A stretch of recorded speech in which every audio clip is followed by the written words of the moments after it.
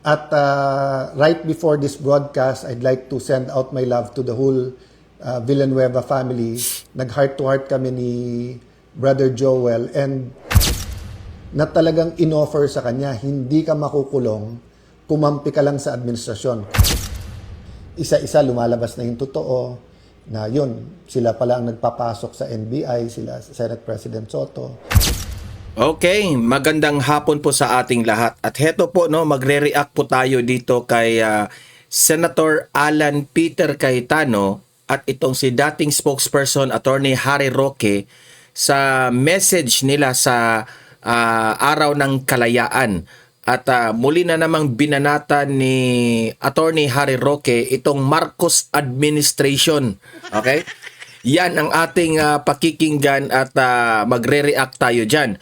At ano na ba ang latest updates patungkol po sa pangyayari sa Senado, no?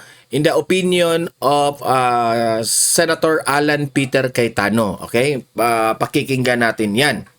At also guys, ay update po tayo kay former President Rodrigo Roa Duterte patungkol po sa ICC. Abangan ninyo 'yan, okay? Pero bago ang lahat guys, paki-like muna at saka paki-share itong ating video para guys kakalat ito sa taong bayan. At sa mga first time dito sa Donmar TV, mag-subscribe na po kayo kasi libre lang po ang mag-subscribe, walang bayad yan. Okay? Para updated naman kayo sa mga trending na mga balita. Okay, ito, panoorin natin kaagad itong si attorney. Ito muna, unahin muna natin itong update patungkol kay Tatay Digong, no? Na isa sa ilalim raw sa panibagong medical check-up si Tatay Digong. Bakit kaya, no? Yan ang ating alamin dito sa unang video at ire-reaction na natin. Ito po, panoorin natin. Isa sa ilalim sa panibagong medical assessment si dating Pangulong Rodrigo Duterte. Iniutos siya ng International Criminal Court upang matiyak na kaya niyang dumalo sa paglilitis hinggil sa kanyang kasong crimes against humanity. Sa court order ng ICC na inilabas kahapon, pinaliwanag nito na ang naunang medical assessment ay nakatuon lang sa kung fit si Duterte na dumalo sa pre-trial proceedings. Kailangan daw matukoy kung may nagbago sa kanyang kalusugan. Inaasahang isusumite ng independent medical experts ang kanilang findings sa ICC sa August 18. Sa November 13, nakatakda ang paglilitis kay Duterte. Mga kapatid, Jess De Los Santos. Ayan ang reason pala na isa sa ilalim ito sa panibagong medical check-up itong si Tatay Digong ay titingnan ulit, no, kung wala bang nagbago sa kanyang katawan, kung he is fit to stand trial. Ngayon, alam naman natin na ang katawan ni Tatay Digong is deteriorating. Ang hindi ko maiintindihan talaga ng ICC is dapat sana kung tutuusin pinayagan nila yung interim release, 'di ba?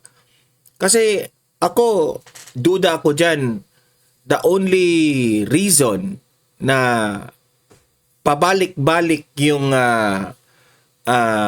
sakit ni Tatay Digong, no, kung meron man, nauntog na nga yung kanyang ulo, di ba, kung maalala natin, kasi po hindi na siya masyado makapag-balance sa kanyang sarili, sa kanyang paa, no? Kasi nga matanda na, gumagamit na nga ng sungkod, di ba? O cane. Yan, palatandaan yan. Yan ang hindi ko maintindihan ng ICC.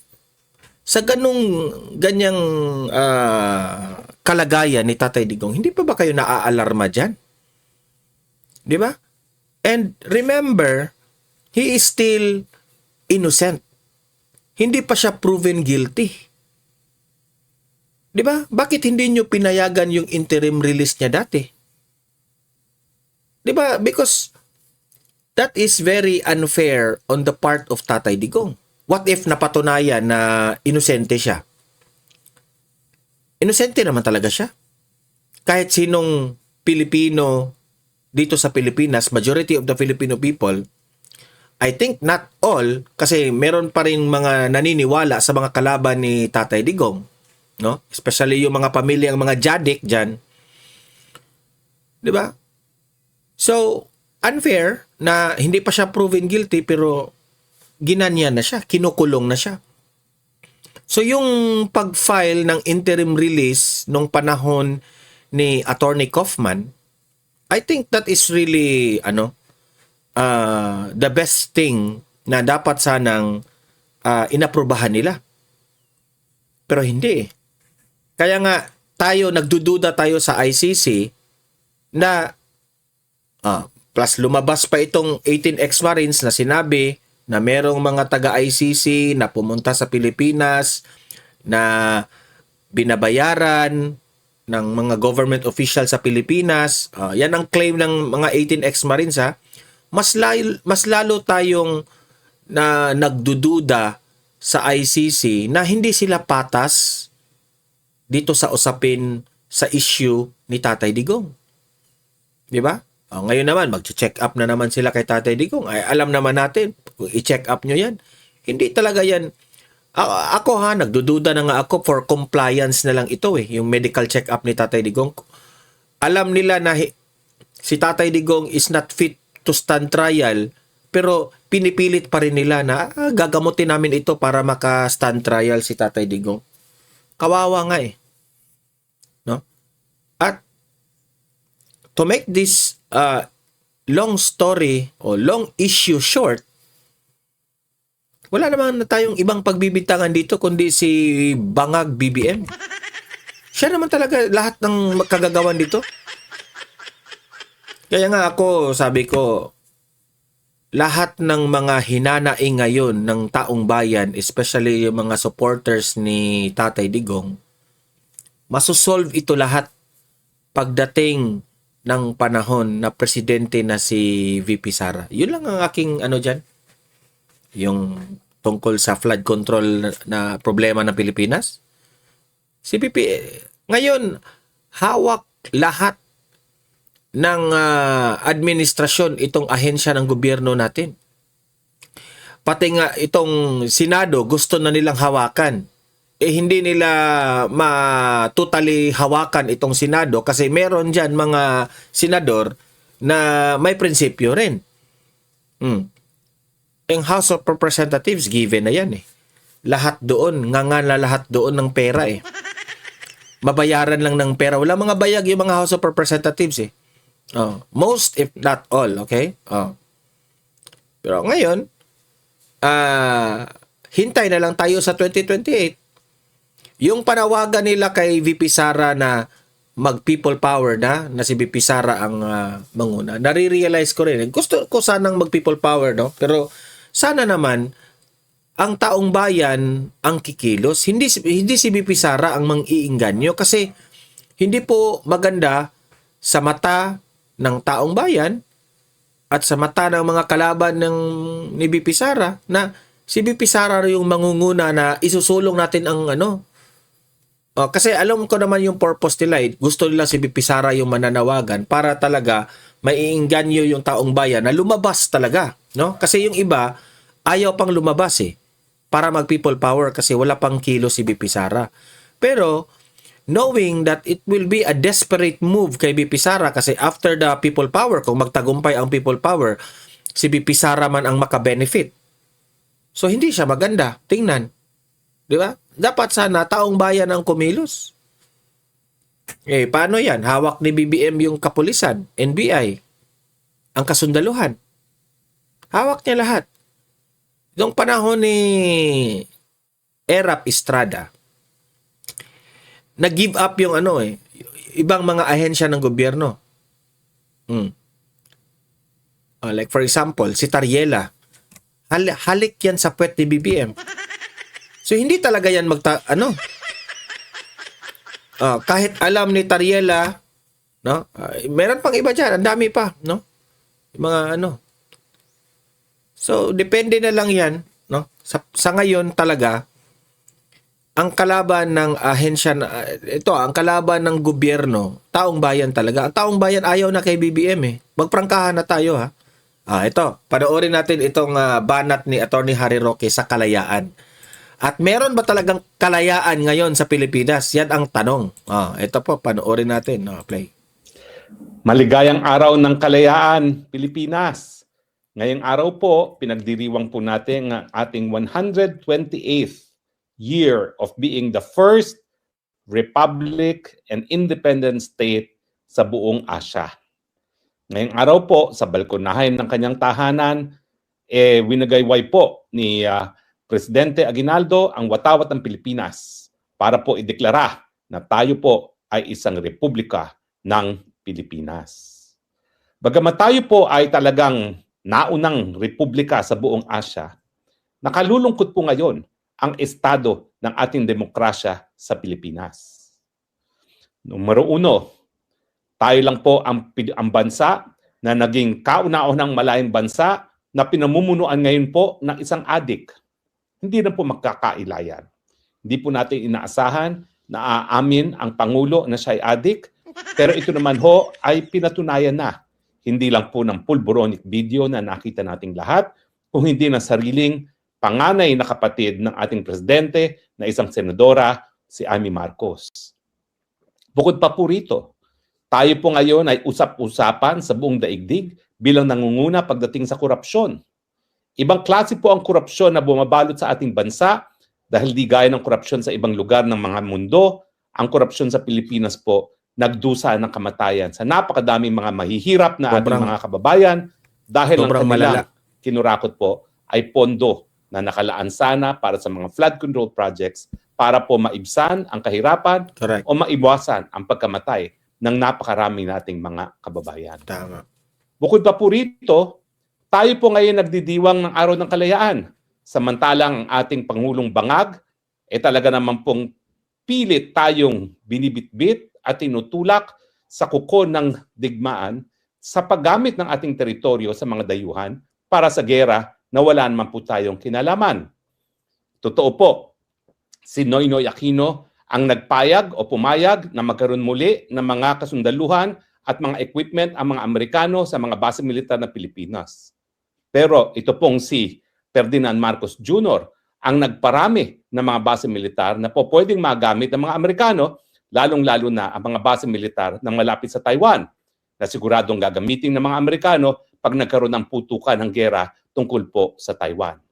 Isang gera na wala pong kinalaman ng Pilipinas, isang gera na wala pong pangnasyonal na interes ang mga Pilipino. Bukod pa po dyan, lantaran po ngayon ng korupsyon. Korupsyon na para bagang nagbabaliwala sa pagiging malayang bansa ng Pilipinas. Dahil ang Pilipinas ngayon, bagamat trilyones ang nawawala sa korupsyon, napakataas po ng hanay ng Pilipino na nakakaramdam ng pagkagutom. Para kiba ang kalayaan kung gutom naman ang mga kababayan natin. Lahat po ito ay nangyayari sa kabila ng katotohanan na pati po ang kalayaan natin ngayon ay pilit na sinusupil. Tayo po ngayon ay nasa ilalim ng undeclared martial law. Bakit ko po nasasabi yan sa araw ng ating kalayaan? Ang martial law po ay isang kapangyarihan or extraordinary power ng presidente para suspindihin ang writ of habeas corpus. Ang writ of habeas corpus po ay isang sandata para magarantiya ang kalayaan laban sa mga pagkakakulong na walang sapat na legal na basihan. Pero nakikita po natin ngayon na ang martial law ay nakakamit maski walang suspensyon ng writ of habeas corpus dahil sa mga tanim na kaso na sinasampa ng administrasyon nito sa mga kalaban niya. Nandyan po ang kaso na tanim kaso laban kay Pastor Apollo Kibuloy at laban sa akin. Ang tanim kaso, syndicated human trafficking, no bail recommended. Nandyan din po ang mga kasong cyber libel na isinasampa sa lahat ng mga kalaban ng administrasyon. Cyber libel, laban kay Maharlika, cyber libel, laban kay Chavit Singson, cyber libel, laban sa mga vloggers. No, yan ang mga tatak ng administrasyon. Kung sino-sino na lang ang kinakasuhan ng administrasyong ito. Dati yung panahon ni Tatay Digong, walang ganyan eh. Na talaga naman pong tumataligsa at nagbibigay kritisismo laban sa administrasyong ito. Kung ang martial law ay extraordinary power, dahil ito po ay sinususpinde ang karapatan ng kalayaan kapag sinampahan ng kaso. Ganyan din pong epekto ngayon ng ginagawa ng administrasyon sa pagsasampa ng mga non-bailable cases. Kasama na po ang mga non-bailable cases laban kay Junggoy Estrada at yung mga non-bailable cases na talaga naman pong pinaganagamit nila para takutin ang mga senador gaya ni Chis Escudero at Joel Villanueva na sumapi sa Malacanang Senate. Wala pong pagkakaiba ang pagsuspinde ng writ of habeas corpus sa nangyayari ngayon dahil ang mga tanim kaso na non-bailable o di naman kaya ang cyber libel na isinisimbe bago pa mag-weekend para masiguradong makatulog sa kulungan ang mga dinidemanda ng cyber libel, yan po ay kaparehong epekto. Sumusupil sa malayang pananalita, sumusupil sa kalayaan ng pag-iisip. So nasaan po ang kalayaan natin ngayon? Ngayong tayo po ay kinakaladkad sa gera sa ngalan ng isang dayuhang bansa. Ngayon po, na ating mga kalayaan ay nababaliwala dahil sa mga tanim kaso na sinasampa ng administrasyon laban sa kanyang mga kalaban. Ang pinaka-importante, nasaan ang ating kalayaan habang ang karamihan ng ating mga kababayan ay nagugutom. Samantala, ang kakaunting miyembro ng ating lipunan, ang mga congressman, ang mga senatong, ang siyang nagpapasasa dahil sa nakaw na pondo galing sa kaban ng bayan. Ako po ay pinalaki ng aking mga magulang, ng aking lolo't lola, palaging pinapaalala na ang aking mga ninuno inalay ang buhay para sa inang bayan. Ang aking lolo daw po sa tuhod, ang siyang nakapatay sa pinakamataas na opisyalis ng Amerikano nung panahon ng gera sa panig ng Pilipinas at ng mga Amerikano. Sa aking pamilya, ang pamilya ng aking nanay, wala pong kalalakihang natira matapos ang pangalawang pandaigdigang digmaan, lahat po sila pumanaw sa Death March. Kaya nga po tuwing araw ng kalayaan, talaga kami po ay nagtitipon-tipon, hindi lang po para pagdiwang ang kalayaan, kundi alalahanin ang mga alaala ng aming mga ninuno na inalay ang buhay para sa inang bayan. Kasama na rin po sa mga inaalala namin tuwing araw ng kalayaan, ang aming mga kamag-anak na nakulong, nawalan ng paa nung pangalawang pandaigdigang digmaan, ang aking lolo po sa aking ama, si Maximo Roque Sr. ay ginawaran po ng gold medal ng US Congress dahil sa kanyang katapangan nung pangalawang pandaigdigang digmaan na nagresulta sa kawalan ng isang paa. At syempre po, ang pinsan buo ng aking lola na nakulong at tinorture ng mga Hapon, Jovito Salonga, naging Senate President.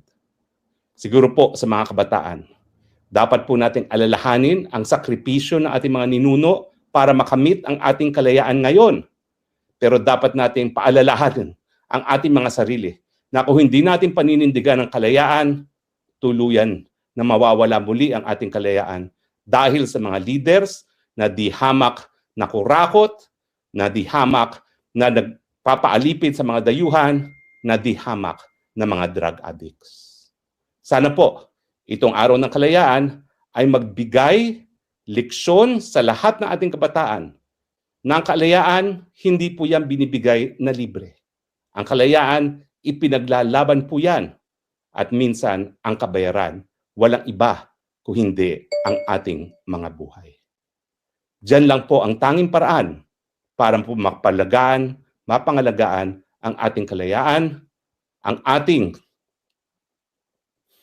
pag-alay ng ating buhay para sa inang bayan. Sa mga kabataan, magdiwang po tayo ng ating kalayaan. Pero paalalahanan po natin ang ating mga sarili, ang napakamahal na halaga ng kalayaan, ang buhay ng ating mga ninuno. Sana sa takdang ng panahon at sa tawag ng panahon, tayo po'y sumunod sa yapak ng ating mga ninuno at ialay ang buhay para sa kalayaan ng inang bayang Pilipinas. Muli po, maligayang araw ng kalayaan sa lahat. Ito po ang inyong spoksang bayan nagsasabi, I love you Philippines. You're the only country that I have. You're the only country that I will love. God bless the Philippines. Ayan ang mensahe ni Attorney Harry Roque sa Araw ng Kalayaan. Ngayon, ang nangyari sa ating bansa ngayon ay parang si BBM walang ibinigayng kalayaan. Okay, kasi sino ba namang nagustuhan ba ng taong bayan ang kanyang ginagawa, di ba? Niloloko tayo. 'Yun ang akin 'yun ang akin. Kasi ano lang tayo pinamudbud lang tayo ng mga ayuda, mga bigas-bigas. May balita pa nga ako, nakita ko yung bigas na may mga parang luma na yung bigas na binibigay nila. Ang daming mga doon insekto sa loob. Kakadiri 'yun, no? Siguro hindi naman siguro lahat na pero mayroon. Hindi na sila nahiya, namigay sila ng bigas, hindi pa quality. So what I mean is wala. Ang nakikita natin sa administrasyong Marcos ay puros away politika. At kung ikaw ay isa kang kritisismo ng administrasyon, may tendency pang kakasuhan ka. Tingnan niyo si Chavit Singson, 'di ba? Yan ang latest. Hinuli siya. Buti naka-bail. Dito naman pakikinggan naman natin itong si Senator Alan Peter Cayetano. Ito yung niya, latest updates patungkol sa Senado. Ako pinatawad ng Diyos, kung hindi ako pinatawad ng iba, kung hindi rin nila ako binigyan ng pag-asa, hindi ako yung taong nakikita mo ngayon. And if I offend some people now, partly kung tama ako, then you shouldn't be offended. Dun sa part na mali ako, I'm a work in progress, and I don't offend people for the purpose of simply offending you or makipag-alaskahan lang. But it's because may pinaglalaban tayo.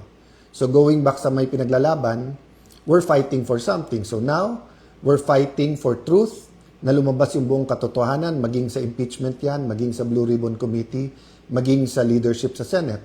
We're fighting na independent ang Senado at hindi utus-utusan lang ng Malacanang. We're fighting na mawala ang corruption at mawala ang poverty sa ating bansa. We're fighting na bawat sentimo na ibayad ng bawat Pilipino ay magamit sa tamang mga proyekto, parang walang mamatay na dahil walang gamot o walang doktor, wala pong ma-stunt which leaves permanent damage sa ating future generations, stunting yung pagkabansot. We're fighting na lahat ng Pilipino has equal opportunity sa pag-aaral. We're fighting for a living wage, no? Meaning, hindi lang minimum wage na, ayan, kumikita ka na ng konti. Hindi. Yung sapat para sa dignified o marangal na pagkabuhay ng Pilipino, no? Hindi lang sa sarili pero sa kanyang pamilya niya. Lahat ng ito may cost. So kung pinag-aaralan po natin ang mga heroes nung Pilipinas during sa panahon ng panahon po ng Hapon, panahon po ng Espanyol, hindi lang po pawis, hindi lang dugo, kundi buhay ang kanilang binuwis. For us who are martial law babies, of course, the narrative na baka naging communist country din tayo like the other. Mahirap kasi ikwento sa inyo yung narrative ngayon kasi yung dalawang communist countries na malapit sa atin, malapit geographically like Vietnam and China are much more modern sa atin pagdating sa education, technology, sa economics, yung socio-economic welfare ng tao. Kung hindi lumalaban ay mas maganda sa atin. But during the 70s, 80s, hindi po ako 60s kaya hindi ko na masasagot yun. Even 70s, I was from 1 year old to 10 years old, no? Or from 0 to 10. So ang point ko is that during this time, yung sabihin na baka mapunta sa communism yung ating bansa or baka maging napaka-corrupt because of the oligarchs was reason for the narrative nung martial law. So hindi naman yun ang topic ko tonight. But may cost yung mga lumaban during that time. So pagdating ng EDSA Revolution, even before that, Senator Benigno Aquino, meron pong cost. Hindi lang po yung buhay niya, buhay ng pamilya niya, friends niya, pagpapalaki ng mga anak niya, yung wife niya, yung paglipat nila sa ibang bansa, yung kanyang hunger strike, and eventually, he had a sense that he will be killed. But he made that commitment that ibibigay niya yung buhay niya. So may cost. Kaya nga nung sinabi niyang the Filipino is worth dying for, it wasn't something lightly said because I think part of him knew that assassination would be coming. But even if assassination did not happen, yung commitment na yon may cost po yon. At right before this broadcast, I'd like to send out my love to the whole Villanueva family. Nag-heart-to-heart kami ni Brother Joel. And even if I know the cost, it's not something you can feel unless ikaw talaga. So for example, may mga anak-anakan ako, pero siya real yung nararamdaman ng anak. May asawa ko, pero iba yung nararamdaman ng asawa ko sa pinagdaanan nilang mag-asawa, di ba? So it's different for every single person. For Senator Cheese, for Senator Jinggoy. Senator Jinggoy, nandun ako in the room nung kinukuha siya, and no one can say that we understand how his wife felt. Especially after alam nung wife niya na talagang inoffer sa kanya, hindi ka makukulong, kumampi ka lang sa administrasyon, kumampi ka lang sa grupo ni Ping Lacson, ni Senator Tito Soto, Win Gatchalian, etc. No? So, may kosto mga kababayan. Ang kalayaan at independence ng Senado, independence ng Philippines. So, hinihila tayo ngayon ng China at saka ng US in different ways. No? But yung, kaya sabi ko, we don't need to be anti-China or anti-US to be pro-Philippines. You can be pro-Philippines without being anti-anyone. Kailangan lang independent ka. Hindi ka dependent kahit sa ibang bansa. That's what it means to be sovereign. Hindi ka kumukuha sa outside influence. That's what it means when we say God is sovereign. He will do what He wants to do because He does not need outside forces. Ako, hindi ako sovereign. Because I'm not perfect and I need God to sustain me. And God uses people, uses your prayers, uses your support, uses purpose to sustain. So the point I want to make today is that kung may cost ang independence, meron din pong cost kung hindi tayo lumaban. Ha? Kung hindi lumaban ang ating mga national heroes during the Spanish time, it would have been harder during because there would not be reforms, and we might still be a colony to this day. Kung walang cost yung paglaban sa mga Hapon during that time, mas maraming na-rape, mas maraming napatay, mas maraming karumal-dumal na nangyari sa ating bansa, or baka ginamit din tayo sa pag-invade ng ibang mga bansa sa Asia if lahat tayo ay naging collaborators or kumampi lang. Ganun din sa US. Kung hindi tumayo ang maraming mga Pilipino para sabihin, big brother ka namin, Uncle Sam, but you're not the owner of me, or di ba famously sinabi ng ating dating Pangulo na he'd rather have a country run like hell by Filipinos rather than a country run by foreigners. And unfortunately, nagkatotoo na kahit Pilipino ang humawak sa Pilipinas, in many aspects, it's run like hell in terms of corruption, idolatry, immorality, small things that seem small, like the Pogo, Isabong, nawala yon, nilabanan natin, pero nandyan pa yung online gaming. Lumaban tayo sa health, pero nandyan yung vape na pinagbabawal sa ibang mga bansa. All of this may cost. So, may kita dun sa mga kumita through that. Pero I'm talking about kumita through that illegally, no? Meaning it changed public policy kasi nagkalagayan dyan or nagka-lobby money dyan.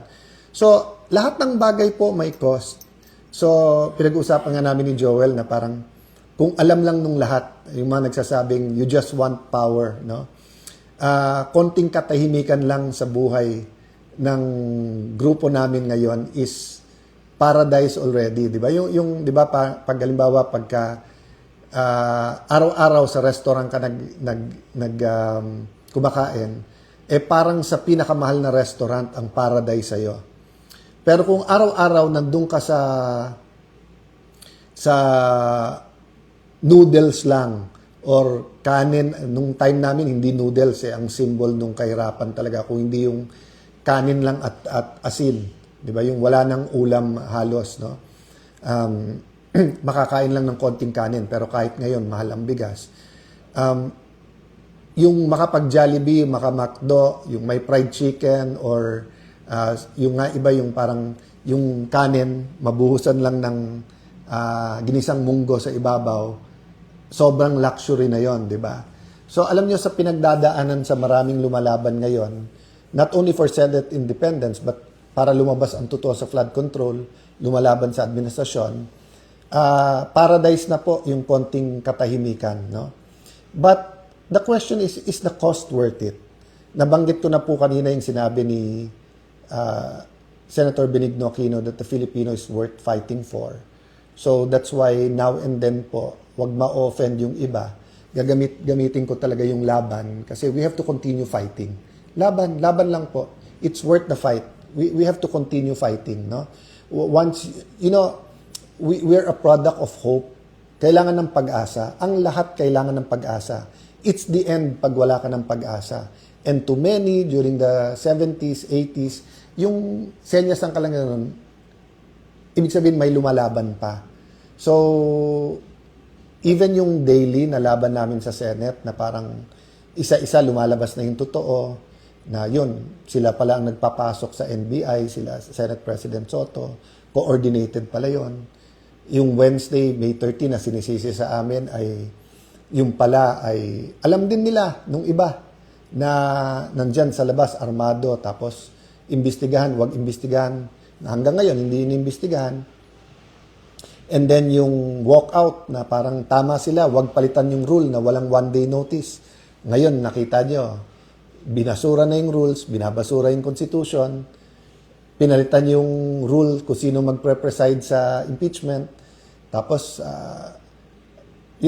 instinct ko, sana papurihin si Senator Win Gatchalian nung sinabi niyang 16 talaga yung kailangan para ma-convict ang impeachable officer. Pero biglang binura sa Facebook niya. I don't know the details so I won't comment there. But the problem is trust Sinabi din nila pa ulit-ulit, kung wala kayong 13, hindi nyo pwedeng palitan yung officers.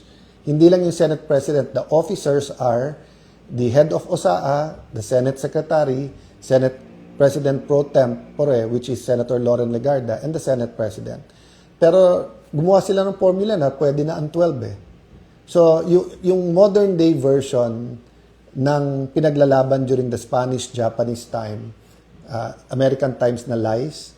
So, during the Spanish times, yung di kayo organized, hindi nyo alam yung gobyerno, you don't know Christianity. So, all of that were partially true, but you didn't need to colonize a country to Christianize a country, di ba?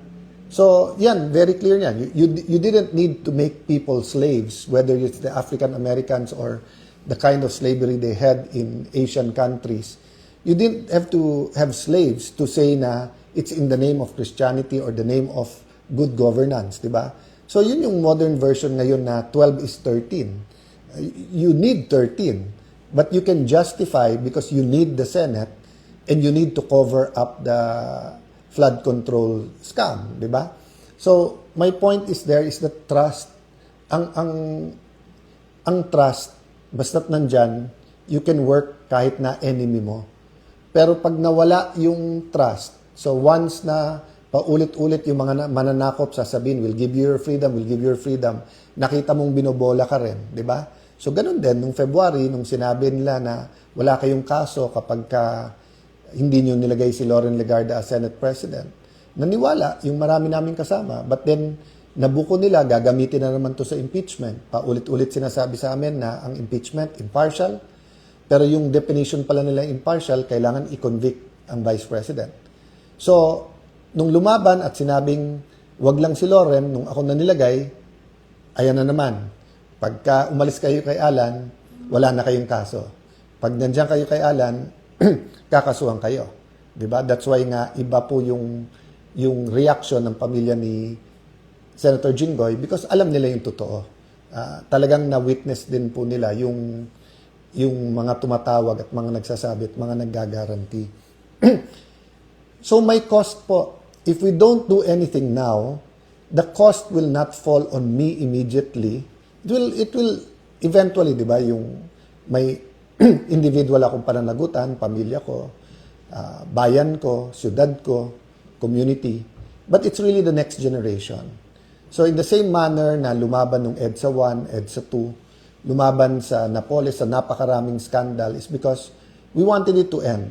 Repentance, then reformation, restitution was there, hindi lang yun masyadong keyword dati, ngayon keyword siya. Pero pagbabago, renewal. 'Di ba sa tunay na renewal, the old is gone, 'di ba? So when you say that you're a new creation in Christ, it's a work of progress, pero kung dati may idols ka, dapat wala na.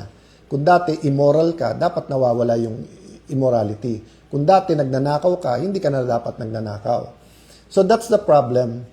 Kung papayag tayo na i-maneuver lang itong flood control, at nakita na po natin, lalo po sa Blue Ribbon, headed by Senator Lacson, at hindi pa ho tapos, in-expect po namin. Part of their playbook yan, mangligaw, mag-offer ng kung ano, kung hindi, mag-threaten, kung hindi, itutuloy nila threat nila. False witnesses, maglalabas ng mga contractor, di ba kinuha ngayon si Diskaya. Meron na pong bumaliktad dun sa mga DPWH na sinabi nila na dinidiktahan din sila kung ano sasabihin. Yung unang sinabi ni Yusek Bernardo, nagbago din yon. Kay Senator Joel Villanueva, apat na yung version nung paano siya supposedly guilty. And none of those versions are true. So ganun din, na ngayon na kinuha na si Mr. Diskaya from the Senate, sabi niya na damay-damay na, sasama na lahat ng kilala niyang police. That's good. But there's nothing stopping the creative people in this administration from saying, we'll take care of you, eto mga ituro mo. Then suddenly, may kaso, whether sa DOJ at Ombudsman, then suddenly you're facing jail. Then finally, it's true.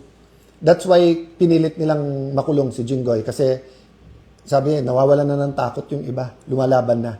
So kailangan natin ipakita na totoo. At madali kay Jinggoy kasi usual suspect, di ba?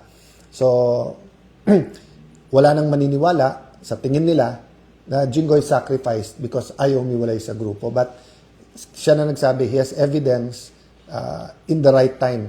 Payagan natin siya magsabi sino at ano yung ebidensya. Pero mabigat po yung ebidensya and it will show. I've been hearing the last few days, there's so much evidence against the major players dun sa flood control. And everyone saying sana lumabas. That's why nga, pinanghawakan pa rin natin yung Blue Ribbon Committee. The other point I want to make about counting the cost is, yun nga, ano yung cost sa next generation? Kapag kinover up natin to, may cost. So ulitin ko pag lumaban ka ngayon, may cost. May cost. Aapihin ka, dudurugin ka sa media at social media, kakasuhan ka, baka ikulong ka pa. Sana naman walang papatay, pero that's always there, whether sadya or may nagkamali yung patayan. But that is the cost for people who will fight. So I'm not dissuading people from joining the fight because we need you. We need the prayers, we need the commitment, we need more independent heads to stand up and say, mali na to, lumaban tayo. Okay, so ako, bilib na bilib talaga ako dito kay Senator Alan Peter Cayetano. Alam ko, ang daming galit sa kanya ngayon Pero if you will try to look or hear in a deeper side sa mga sinasabi ni Senator Alan Peter Cayetano, it's all about kung papanig ka sa administrasyon, safe ka. Pero kung doon ka sa katotohanan hindi ka safe. Yan ang nakakagalit sa reality ngayon ng ating administrasyong Marcos. Because they are playing politics, ang administrasyon. Yan, nakakadismaya. Okay? Nangungurakot sila at nabuking sila sa sarili nilang kalokohan. Ngayon, kung merong magsasalita, ikaw pa yung ginigipit. Si Senator Alan, nakipaglaban sa maling gawain ng administrasyong ito. At alam naman natin, dyan sa loob sa Senado, meron ring mga tauhan ang administrasyon. So, siyempre, kakampihan talaga ang administrasyon. Kakampihan talaga nila yung presidente. Yung pinsan na lahat siguro nagsasabi na siya yung mastermind sa flood control. It will also reflect on the name of the president kasi pinsan niya yan. Pero hindi na sila nahiya. Pakapala na lang talaga ng mukha dyan sa loob ng Senado. Yung dati, ang Tulfo na hinahangaan ng taong bayan, na siya yung pinapaniwalaan ng taong bayan, na siya yung unang kakampi ng taong bayan, ano nangyari ngayon? Ang dami ng galit sa mga Tulfo kasi hindi nila kaya labanan ang mga kagaya ni Martin Romualdez at ilan pang mga buhaya sa gobyerno. Okay? That's the reality sa pangyayari ngayon sa administrasyong Marcos. So, ano na lang guys, mag-comment na lang kayo, mag-react na lang kayo sa inyong opinion sa comment section. Babasahin natin yan ha. Like and share this video. Sa mga hindi pa nakasubscribe, subscribe na po kayo. Okay? See you in my next video. Have a great day. Have a great night. God bless po sa ating lahat. Mabuhay ang Pilipinas and God save the Philippines. Bye-bye.